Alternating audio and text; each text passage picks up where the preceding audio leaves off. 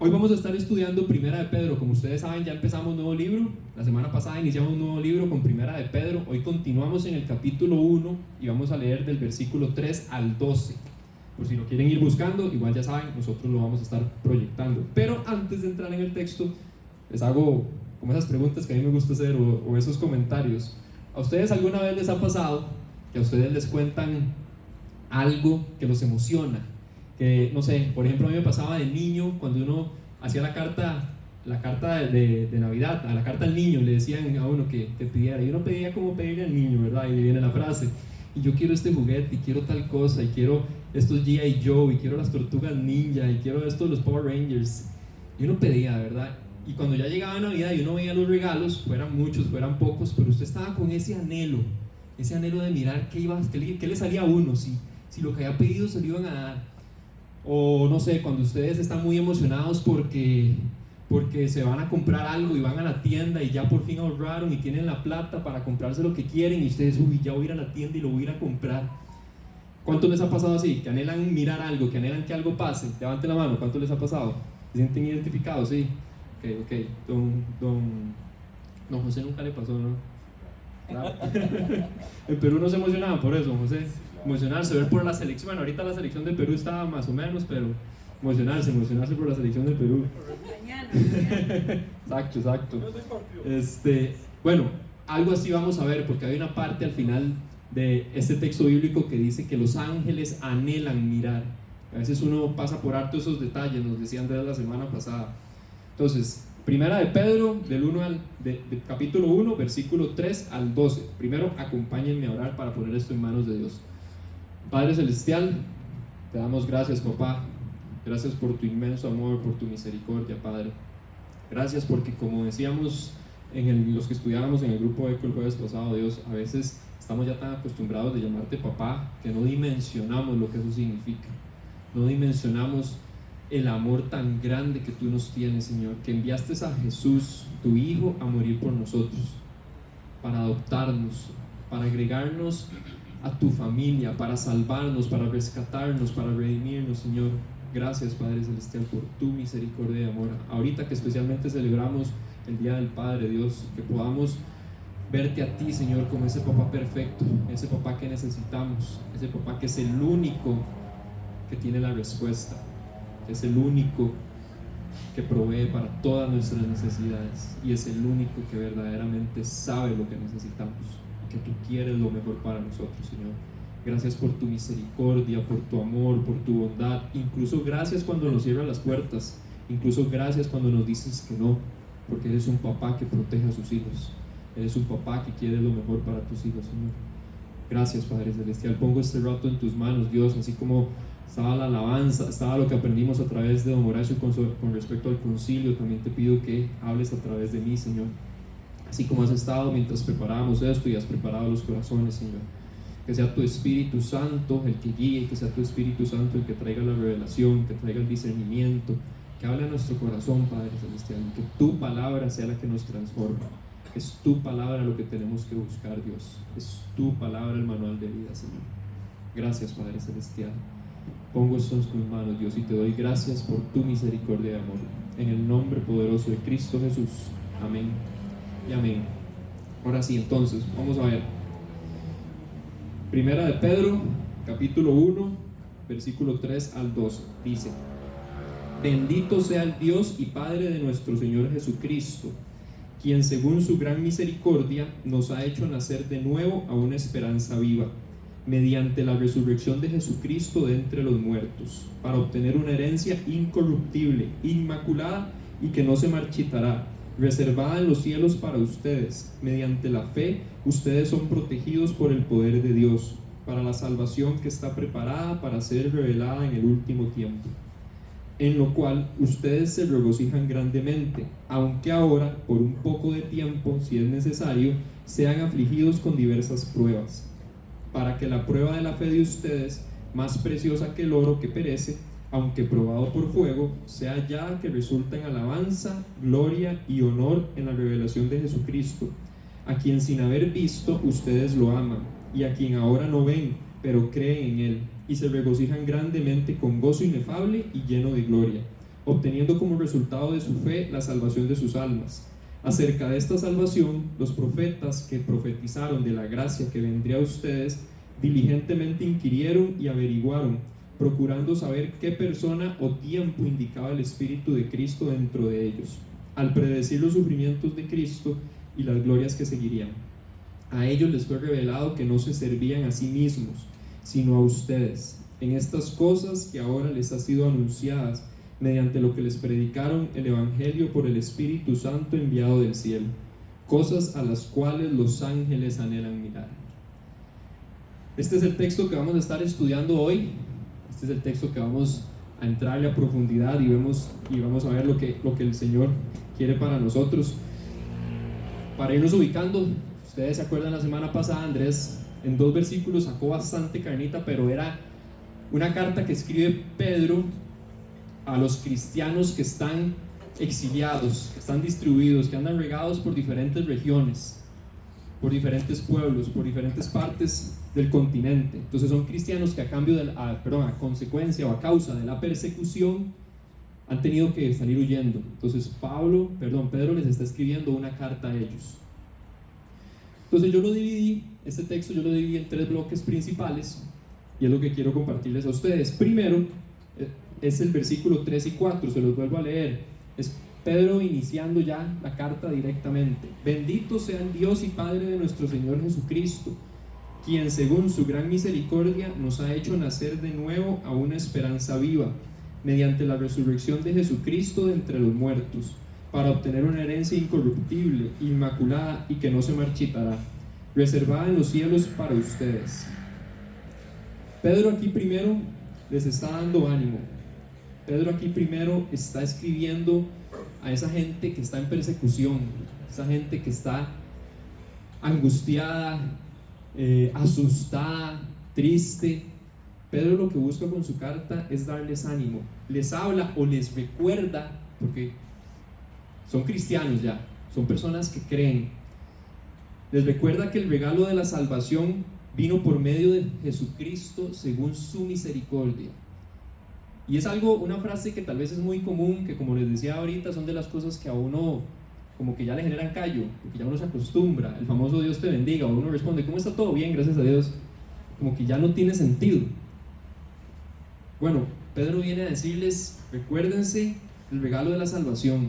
Ustedes ya son cristianos, pero recuerden el regalo de la salvación. En medio de la prueba, recuerden el regalo de la salvación. En medio de la persecución, recuerden el regalo de la salvación.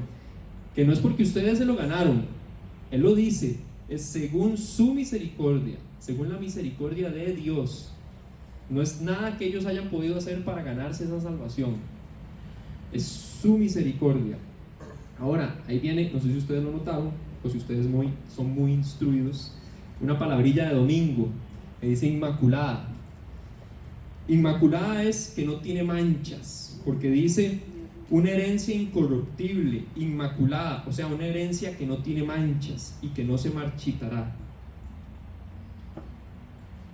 Fueron incluidos para obtener esa herencia. Nosotros fuimos incluidos para obtener esa herencia. Ya trayéndolo aquí a nuestro contexto, a ustedes, a nosotros, a mí, fuimos incluidos en esa herencia. Pero no es cualquier herencia, porque mediante Jesucristo y por la misericordia de Dios es una herencia perfecta, es una herencia limpia, sin manchas, es una herencia inmaculada. ¿Y qué se diferencia eso? ¿Cómo son las herencias hoy en día? ¿Cómo son las herencias hoy en día? Normalmente es temas de plata o terrenos. Plata, a final de cuentas. ¿Pero qué generan las herencias? En lugar de traer, exacto, en lugar de traer felicidad, alegría, abundancia, ¿qué es lo que genera? Pleitos, enredos, división, estafas. Me lo dejaron solo a mí. Me lo dejaron solo a mí, a usted no, porque a usted se lo dejaron y a mí no. División, estafas, herencias incompletas, herencias manchadas. Es que esto no era de usted, esto era mío. En cambio, la herencia de Dios es perfecta, es sin mancha. No va a agregar problemas, no va a agregar tristeza, no va a agregar nada malo. Es una herencia de amor, es una herencia que lo que viene es a resolverlo todo.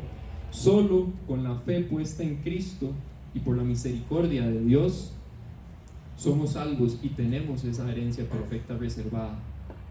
Solo así, por la misericordia de Dios, como dijo Pedro, solo hay que depositar la fe en Cristo y vamos a ser incluidos en esa herencia. El abogado va a decir, ok, doña Tere agregada, doña Ana agregada, Ana María agregada, don Horacio si se hace morado, agregado.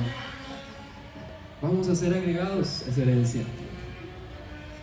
Ahora vamos al siguiente bloque, del versículo 5 al 9. Aquí se pone interesante.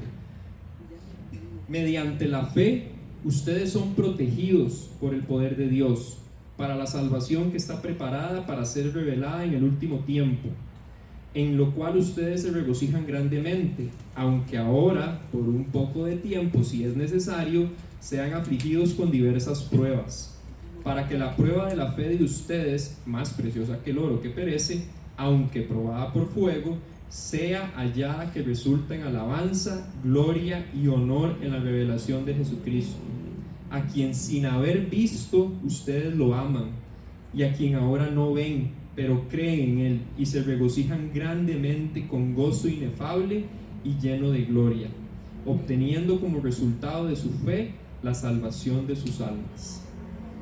Aquí viene ya Pedro, que empieza con una esperanza, pero también trae una recomendación cuando pasan por pruebas, trae un reto. Ahora viene otra palabrilla de domingo, inefable. Dice que tienen un gozo inefable y lleno de gloria. Inefable es que no se puede explicar con palabras, o sea, un gozo que usted no puede explicar con palabras. Es eso que solo viene de Dios. Así como uno habla de la paz que sobrepasa todo entendimiento, o sea, que no se puede entender, es un gozo que no hay explicación. Es un gozo que viene desde adentro, que solo viene a través del Espíritu Santo. Pero bueno, aquí Pedro, poniendo lo que les estaba diciendo Pedro a ellos, les dice que mediante la fe, y se los pone claro, los cristianos son protegidos por el poder de Dios para salvación, y que la prueba sirve para mostrar alabanza, gloria y honor a Cristo, no para nosotros. Alabanza, gloria, no es para decir, uy, mira, qué fe más chiva la he dado. No, es para Cristo. Son protegidos por el poder de Dios para salvación. Ahora, si nosotros lo traemos a nosotros, el tema de la fe, ¿en qué deposita su fe? Es donde se complica el asunto y donde nosotros tendemos a complicarlo. Porque el mundo, y con el mundo me refiero a nosotros, como seres humanos, como individuos, como sociedad, seguimos poniendo nuestra fe en todo menos en Dios. Decimos que creemos en Dios, y yo creo en Dios, y sí, vengo a la iglesia y leo la Biblia, pero cuando las cosas se complican, busco ayuda en todo lado menos en Dios, en el libro, en el experto, en mi amigo, en ChatGPT, pero en Dios es como la última opción, cuando ya no me queda nada más que hacer. Por ejemplo, y a veces uno tiende a satanizar ciertas cosas, pero termina depositando su fe en eso, en el trabajo, y entonces es, Dios, mientras yo tenga trabajo, todo está bien. Pero en el momento que usted le despiden, o se queda sin trabajo, ya no tiene clientes, entonces se le viene el mundo abajo y entra en crisis.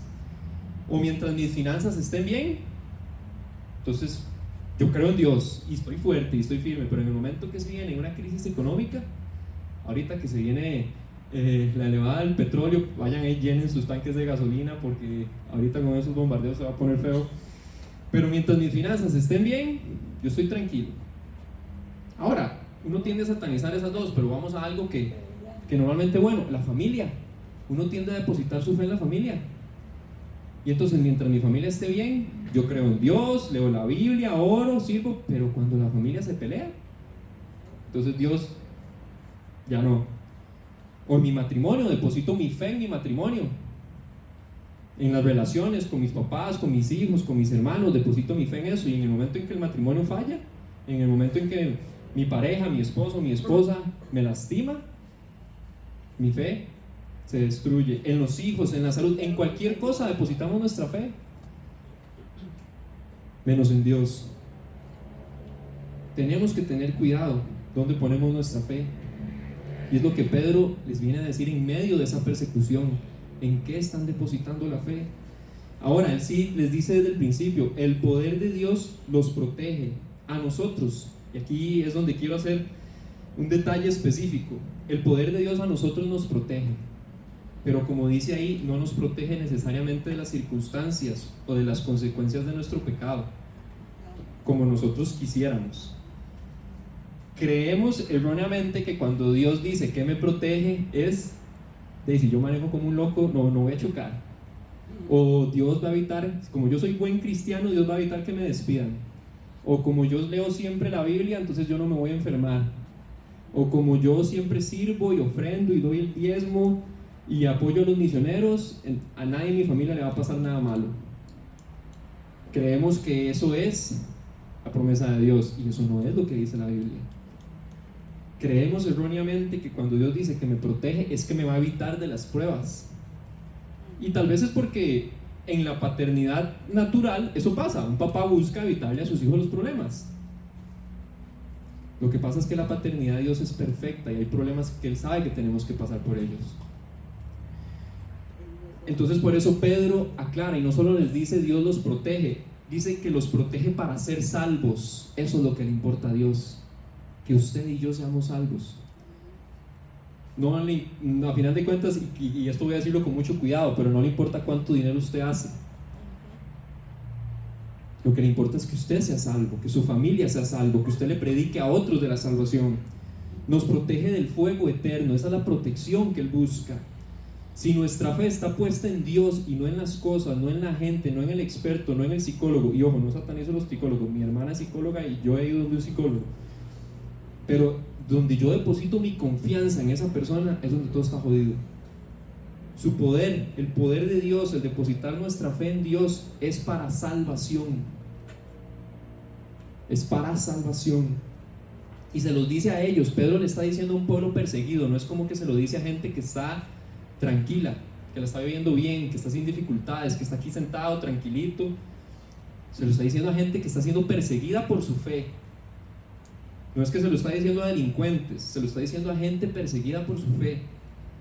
Pedro les habla también a sus lectores de esa prueba que están viviendo. Porque como les he dicho ya varias veces, estaban viviendo persecución.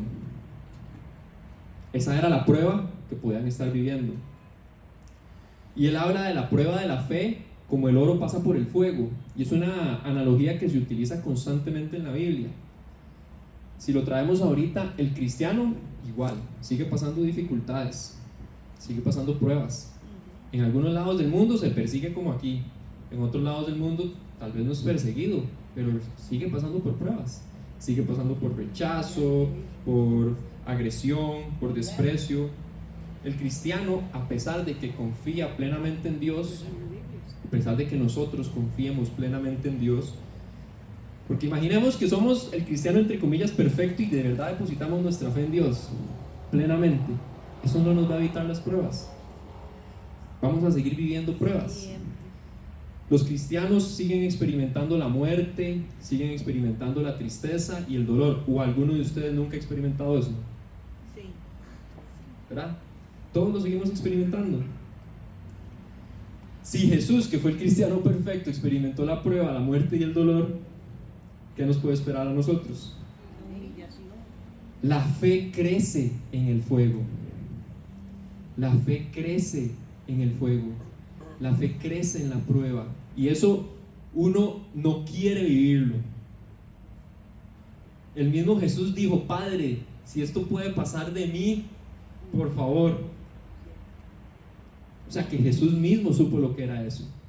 Supo lo que era enfrentarse a una prueba. Entonces está bien que cuando usted se enfrente a una prueba se sienta débil, se sienta que quiera renunciar, que quiere tirarlo todo. No se trague eso, no lo niegue, no piense que es ser un mal cristiano sentirse débil, sentirse triste. Eso no está mal. Dios nos conoce, pero nuestra fe, como el oro, debe ser probada con fuego, el fuego de las pruebas en el tiempo necesario, dice Pedro, en el tiempo necesario. Y si se vence la prueba, esto produce ¿qué? Produce alabanza, gloria y honor en la revelación de Jesucristo. Es para Jesucristo, no es para que yo me volví más valiente, me volví más fuerte, como les decía ahora, qué fe más chiva la mía. No, es para la gloria de Cristo. Y aunque a veces esto es muy difícil de aceptar, es una regla de vida.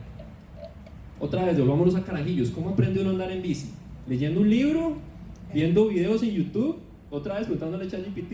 A ver, ese es el término de moda, preguntándole todo a ChatGPT. O no, usted aprende a andar en bici montándose en la bici, andando en la bici, intentando pedalear, y usted va ahí tambaleándose y todo tembleque ahí. El papá a veces de uno en la trama de que sí lo sostiene, pero mentira, porque no lo tiene sostenido, y uno cree que a eso uno le empieza a generar heridas, dijo Mariana, heridas emocionales de confianza. El papá le dice que lo tiene sostenido y mentira, ahí va todo suelto uno.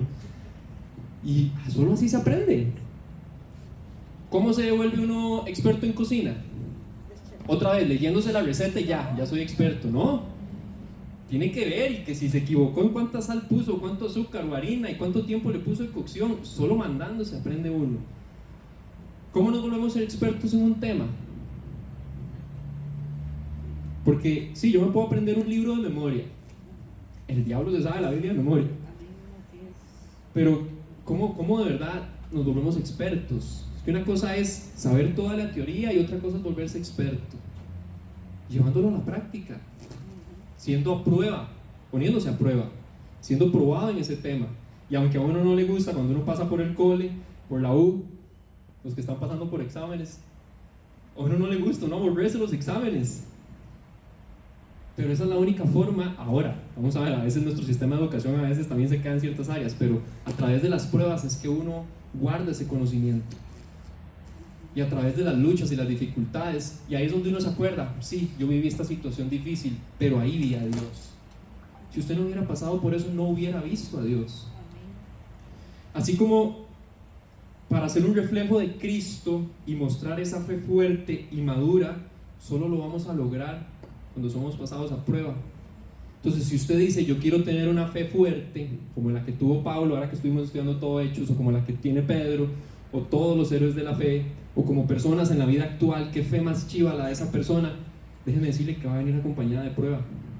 Porque puede ser que usted está viendo el resultado final de esa persona, pero no vio el proceso que lo llevó a eso. Igual en el caso de ustedes, algunos puede ser que ya estén viviendo el proceso, pero que sepan que eso tiene un objetivo, y es que la fe sea probada. ¿Probada para qué? Para producir alabanza, gloria y honor en la revelación de Jesucristo, para que Jesucristo sea glorificado, y porque Dios, como un papá perfecto, quiere que sus hijos sean moldeados a la imagen de Cristo y que respondan como Cristo. Andrés lo dice un montón de veces, de ser cristiano es ser pequeños Cristos, y eso es lo que tenemos que buscar. Y que si usted está pasando por una prueba, o la pasa en el futuro, o la ha pasado en el pasado, sepa que es Dios obrando. Y vamos a ver una declaración que a mí siempre me gusta hacer en mi grupo pequeño, y también la hago en las prédicas. Yo le llamo dos tipos de prueba: las pruebas que Dios permite porque ocupa moldear algo en nosotros, ocupa trabajar algo, y las pruebas que uno pasa por jupón. Si mi papá a mí me decía 20 veces, no agarre eso, no agarre eso, no agarre eso, y yo voy y lo agarro y lo boto y lo quiebro, eso no era voluntad de mi papá, ¿verdad? Fue majadería mía. Entonces hay veces que uno también se mete en pruebas que Dios no nos mandó a meter, y uno tiene que ver cómo sale, y ahí es donde entra la misericordia de Dios. Bueno, papito, yo no lo mandé a meter a usted, pero vamos, aquí estoy yo, agárrese de mi mano.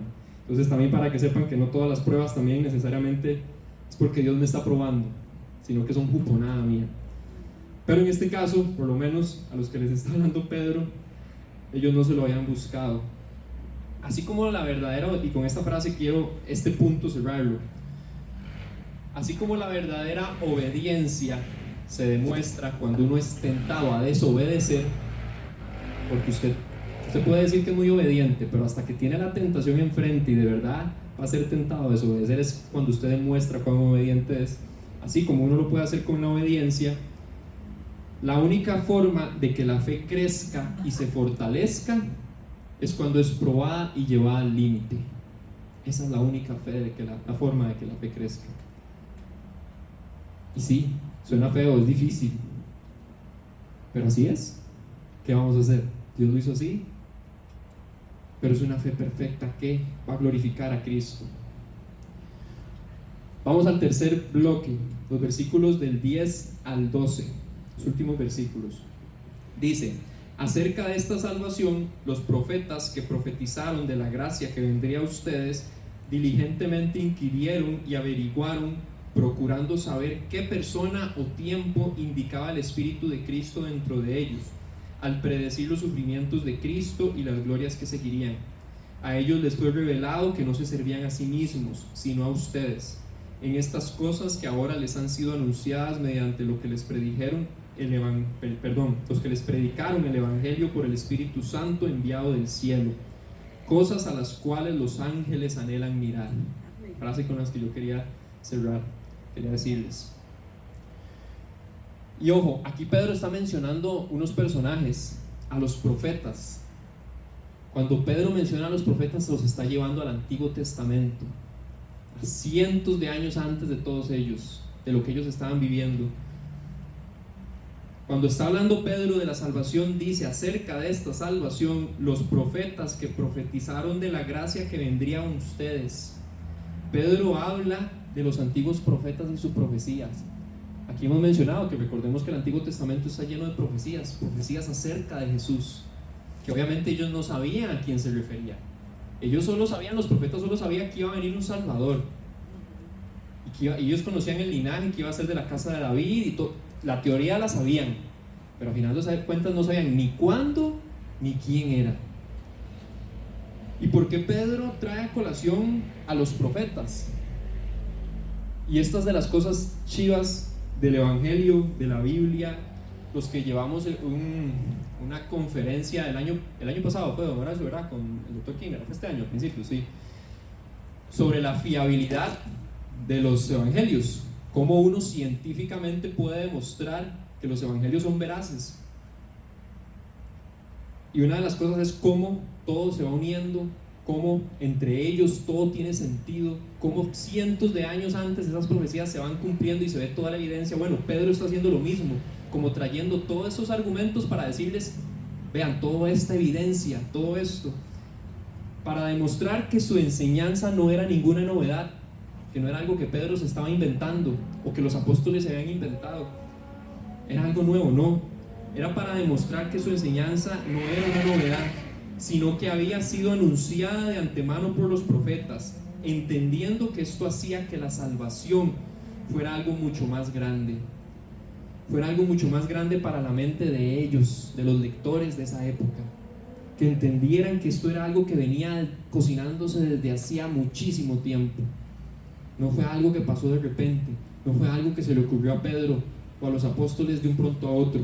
Era algo, el plan de Dios cocinándose. Dense cuenta que esto que ustedes están viviendo, el tema de Cristo, el tema de la salvación, ya venía cocinándose desde antes.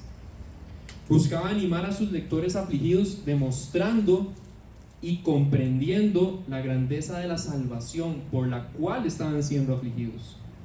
Que ellos se dieran cuenta que en las mismas profecías hablaba de esa aflicción, que en las mismas profecías habla de cuánto el pueblo de Israel iba a sufrir y cuánto el pueblo cristiano iba a sufrir, cuánto el pueblo de Dios iba a sufrir, pero que iba a tener un objetivo y una esperanza. ¿Usted se imagina lo emocionado? Aquí se me mete la parte, no sé si pastoral o qué es, el amor por el Evangelio, como se le pasa a Andrés, que se emociona. Al Checho de hace 10 años no me hubiera emocionado, me hubiera parecido Polo, emocionarme por eso. Pero usted se imagina lo emocionado que estaría Isaías. Para los que tal vez se confunden, ¿quién es Isaías? Isaías era uno de los profetas del Antiguo Testamento, o sea, alguien cientos de años antes a los que les estaba escribiendo Pedro. Ustedes se imaginan lo emocionado que estaría Isaías, ese profeta que escribió el libro de Isaías, que escribió acerca del pueblo, al leer el Evangelio de Juan.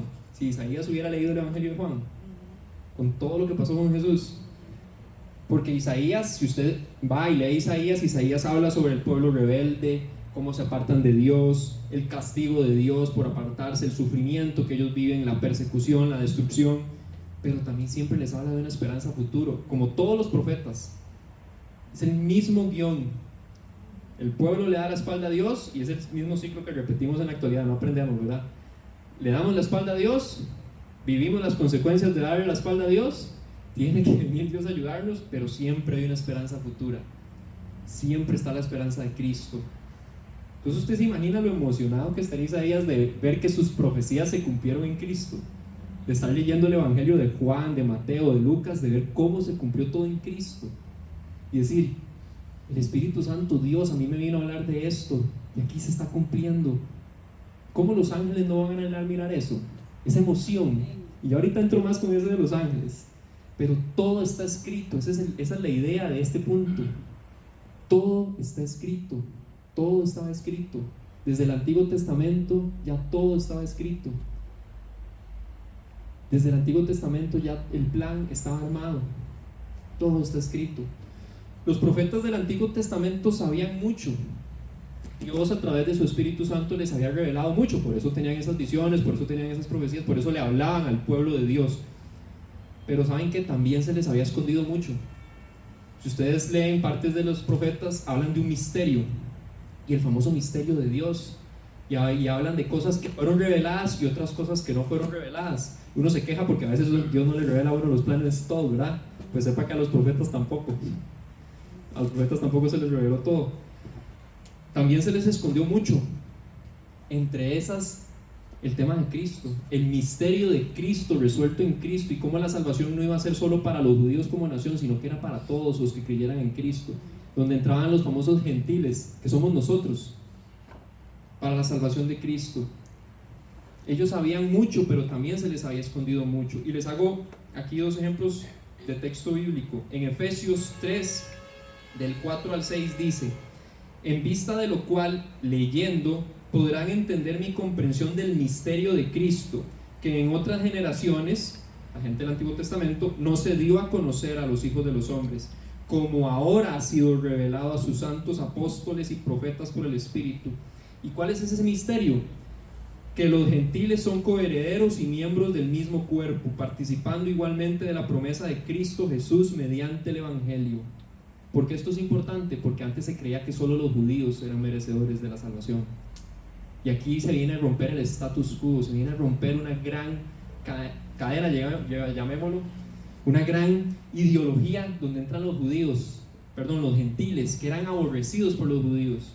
Y entramos nosotros, porque que yo sepa, creo que aquí ninguno es judío, de sangre, de familia.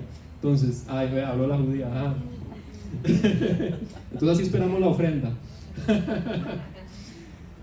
Ahí entramos nosotros, ahí entra, es la revelación de ese misterio que fue oculto a los profetas, viene a ser revelado en Cristo, que somos coherederos y miembros del mismo cuerpo, participando de la promesa de Cristo Jesús mediante el Evangelio. Y el otro, 2 de Timoteo 1 y 10, y que ahora, también parte del misterio, y que ahora ha sido manifestado por la aparición de nuestro Señor y Salvador Cristo Jesús, quien puso fin a la muerte y sacó a la luz la vida y la inmortalidad por medio del Evangelio. Es demasiado chiva, familia. En el versículo 12, Pedro les dice: a ellos les fue revelado que no se servían a sí mismos, sino a ustedes. Los profetas comprendieron que ellos ministraban, que ellos mandaban un mensaje. A veces nosotros sobre espiritualizamos la palabra profeta o profecía y creemos que es algo místico. Me van a hablar de mi futuro, me van a leer la palma, la mano, me van a decir qué me va a pasar en el futuro. Y no, el profeta era un mensajero de Dios. Podían ser cosas pasadas, presentes o futuras, pero era un mensaje de Dios. Y ellos comprendieron que ellos le hablaban a personas de su época, pero también gente más allá de su época. Estos mensajes de Dios, de los profetas, fueron reportados como un argumento de los apóstoles. Los apóstoles utilizaban, ustedes leen los evangelios, otra vez Mateo, Marcos, Lucas, Juan, a cada rato hace referencia, el mismo Jesús hacía referencias al Antiguo Testamento, para ver cómo todo estaba conectado. Y nosotros, si lo traemos a nosotros conocemos el quién de todo esto, que es Jesús. Y conocemos el cuándo de las profecías, que es el día que Jesús nació, que entregó su vida por nosotros y resucitó. Ahí se cerró quién era el de las profecías, quién era el elegido. ¿Quién era el elegido de esas profecías? Era Cristo Jesús. Y ahora sí, Versículo 12, la parte final. Cosas a las cuales los ángeles anhelan mirar. Uno o comete dos errores: o le da mucho mérito a los ángeles más del que debería, o más bien los pasa por alto. Pero ellos cumplen una labor. Ellos son siervos al servicio de Dios, nada más. Pero el show que se están echando desde allá arriba, estando con Dios y viendo la creación, por ejemplo, y no solo aquí donde lo menciona, otra vez, como la misma Biblia lo menciona en diferentes lados. Primera de Corintios 4:9 dice: porque pienso que Dios nos ha exhibido, esto es Pablo hablándole a los corintios, porque pienso que Dios nos ha exhibido a nosotros los apóstoles en último lugar, como a sentenciados a muerte, porque hemos llegado a ser un espectáculo para el mundo, tanto para los ángeles como para los hombres. Usted se imagina, y por eso hacía el comentario al inicio de la prédica, de cuando uno le emocionaba ver algo. Usted se imagina a los ángeles que tienen ahí a Dios a la par. No sé cuántos habrán los ángeles, pero ustedes se imaginan ellos desde allá arriba viendo todo, conociendo a Dios cara a cara, perfecto, viendo cómo se desarrolla el plan a través de la historia. Ellos seguro desde arriba primero deben estar emocionadísimos, pero también deben de vernos a nosotros y decir: si ustedes pudieran ver, si ustedes pudieran entender, si ustedes pudieran conocer cuánto Dios los ama, si ustedes pudieran saber que esas pruebas que ustedes pasaron tienen un propósito en Cristo, si ustedes pudieran entender que ese pasado, que ese presente o lo que llega en el futuro tiene un propósito, si ustedes se dieran cuenta, ¿cómo los ángeles no van a llegar a mirar eso?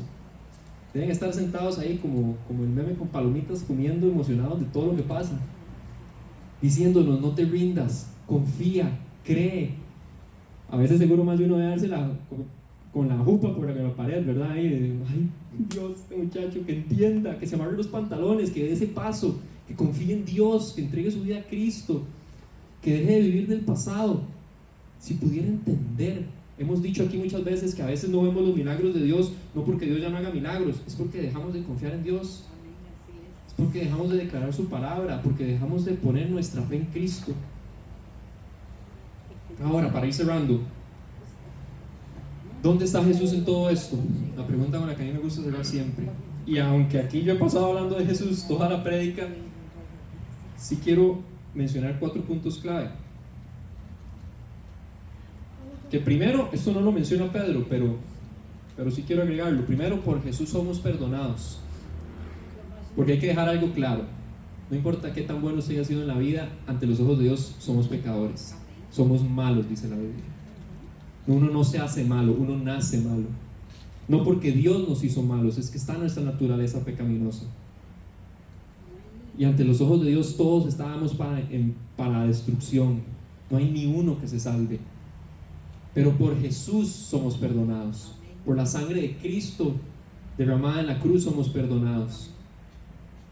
Segundo punto, por Jesús somos salvos. Es que no solo somos perdonados, como decía Pedro al puro principio, somos incluidos en la herencia. ¿Ustedes se imaginan qué chiva?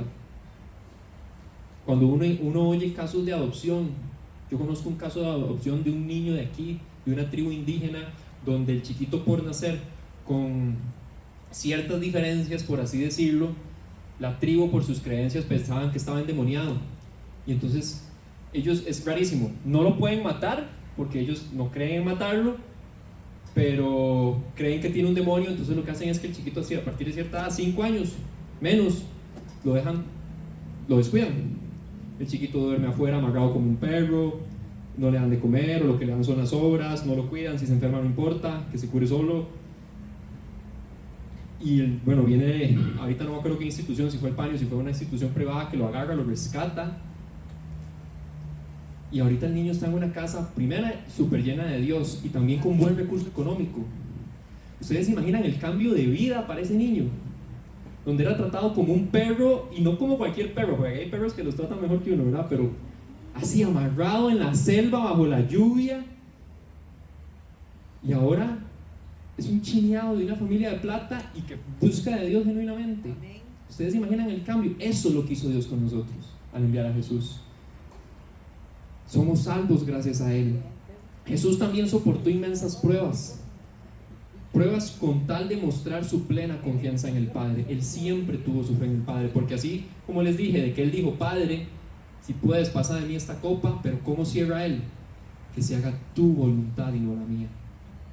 Eso es la parte que tenemos que agregarle nosotros, porque uno dice muy bien la primera parte: Dios, que no me echen del trabajo, Dios, que esta relación no se termine, Dios, dame esto, Dios, dame aquello, Dios, no me quites. Pero nos falta agregarle la otra parte: pero Dios, si es tu voluntad, vamos para adelante. Jesús es el todo. Jesús es el todo. ¿Qué nos toca hacer a nosotros? La tarea que a mí me gusta dejar siempre, que Marianita vacila. 3 cosas, nada más. Seamos más agradecidos. Como hablábamos al principio de nuestros papás, seamos más agradecidos. No solo con nuestros papás, seamos agradecidos con Dios. Debemos darle gracias a ese papá perfecto. Gracias a Dios y a Cristo por su amor infinito. Por su misericordia es que somos salvos, no por nada que usted haya hecho. No hay nada que usted haya hecho que se pueda ganar esa salvación. No debemos tenerle miedo a la prueba. Ese es el segundo punto. Sí, es difícil, y uno llora, y uno sufre, y uno todo, pero no debemos tenerle miedo a la prueba. Es difícil lo que vamos a vivir. Nadie le quita eso. El mismo Jesús, la Biblia lo pone, ¿verdad? Lo difícil que fue para Él. Pero tenemos que ir de frente ante la prueba, porque solo así nuestro carácter va a ser desarrollado, y solo así vamos a ser más como Cristo, que es lo que tenemos que buscar. Y tercero, para cerrar, ojalá seamos un poquito más en ese sentido como los ángeles, y que en lugar de estar asustados porque nos depara el futuro, veamos el futuro como algo que anhelar, algo que mirar y decir: Dios, yo no sé qué depara la vida, ahorita todo está muy complicado, ahorita todo está muy difícil, o puede ser que usted esté pasando por un buen momento y qué chiva, pero que no pierda esa emoción de decir: Dios, yo quiero ver lo que vas a hacer. Quiero dejar de vivir en mi pasado, quiero dejar de vivir en mis problemas, quiero ver qué vas a hacer.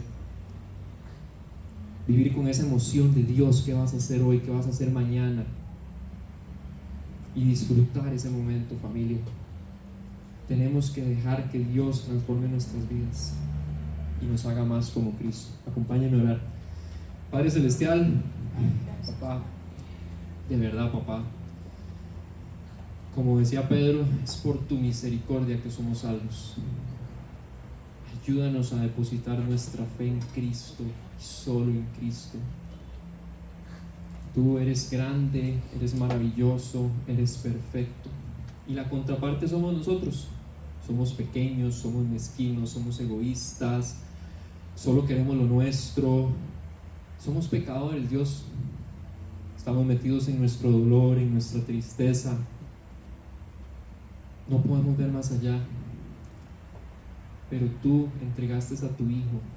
Tú, Jesús, decidiste dejar el trono por nosotros, venir a este mundo, y no solo a pasarla bien, viniste a este mundo a ser rechazado, a ser agredido, incluso traicionado por tu propia gente.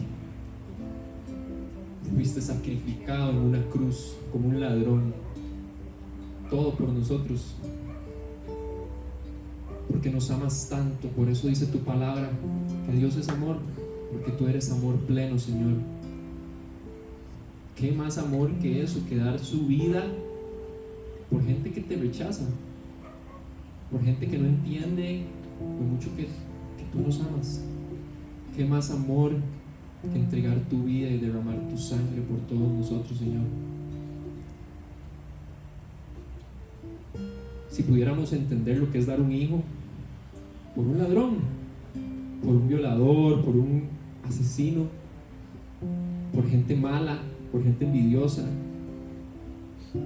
pero solo tú lo entiendes, Señor. Nos amas tanto, Dios. Ayúdanos, Señor, a entender. Tú conoces las pruebas que todos aquí estamos pasando, o que hemos pasado, o que vamos a pasar, Señor, porque es inevitable. Que nos ayude, Señor, en medio de esas pruebas, que podamos rendirnos ante ti y decir con humildad: Dios, sin ti no puedo. encima del pastor, por encima del psicólogo, por encima del doctor, por encima de los libros de autoayuda, a ti es a quien necesito. Transforma, renueva, sana mi corazón, Señor. Ayúdanos, Dios, a depositar nuestra fe completa en ti, Señor. Y gracias, Padre. Gracias por las profecías, gracias por los evangelios y gracias por esa historia que se sigue escribiendo. Porque nosotros, cada uno está escribiendo un libro con su propio testimonio de nuestra vida, Dios, y de lo que tú haces en nuestra vida. Porque no es para gloria nuestra, es para que la gente diga: mira cómo Cristo obró en la vida de la familia ABCP, de Vida con Propósito, Señor. Cómo obró en cada uno de ellos el amor de Cristo, cómo Dios los utilizó, cómo Dios bendijo a la comunidad, cómo Dios bendijo a los misioneros, cómo utilizó los dones, las habilidades, los talentos para glorificar el nombre de Cristo, Señor. Gracias, Padre Celestial. Te entregamos nuestras dudas, nuestros temores, nuestros anhelos. Todo lo rendimos al Dios Todopoderoso, a nuestro Papá. Abrázanos, Padre, en medio de esa lucha y de ese dolor. Pero te damos gracias, Dios. Que ese anhelo, como los ángeles, llene nuestro corazón. Que ese anhelo, que esa emoción, que esa pasión por servirte despierte en nosotros, Padre. Y no nos quedemos en la parte triste, sino que nos levantemos agarrados de ti para que otros te conozcan, Señor. Que vayamos y salgamos a las calles, o simplemente que nuestro testimonio sea hablar con el vecino, hablar con nuestro compañero de trabajo, hablar con nuestra familia y contar cómo Cristo cambió nuestra vida, Señor. Llena nuestro corazón de ese gozo inefable, que es inexplicable, Señor. Que la gente vea en nosotros: yo no entiendo cómo usted, a pesar de que pasa por esa prueba, tiene esa paz o tiene ese gozo. Que podamos responder: es porque yo sé en quién confío. Así que, Dios, pongo este día en tus manos, Señor, pero más que eso, pongo nuestras vidas, Dios. Que podamos llevarnos esto y que no se quede aquí, que no sea algo que se nos olvide de aquí al lunes, que de verdad eche raíz en nuestros corazones, Dios, y dé fruto en nuestras vidas, fruto en abundancia, Señor, para que otros puedan recibir esa bendición, Padre. Gracias, Dios, por esta noche, por este día. Gracias por los papás que nos acompañan y porque podemos celebrar el Día del Padre, y porque a través de ellos vemos una pizca de tu amor, de tu sabiduría, de tu poder, de tu protección y de tu gloria, Señor. Bendecimos a todos los papás que están aquí presentes, Señor. Ayúdalos, guíalos en medio de las diferentes situaciones que ellos están viviendo, sin importar la edad que tengan sus hijos. Dios, dales esa sabiduría, dales ese amor, dales esa paciencia, dales esa paz, Dios. Tú, que eres el papá perfecto, instrúyelos, Padre Celestial, que sean un reflejo de Cristo. Te damos gracias, Señor, en esta noche, y te pido que los lleves con bien a todos a sus hogares. Gracias, papá, en el nombre poderoso de Cristo Jesús, nuestro Rey Salvador. Amén y amén.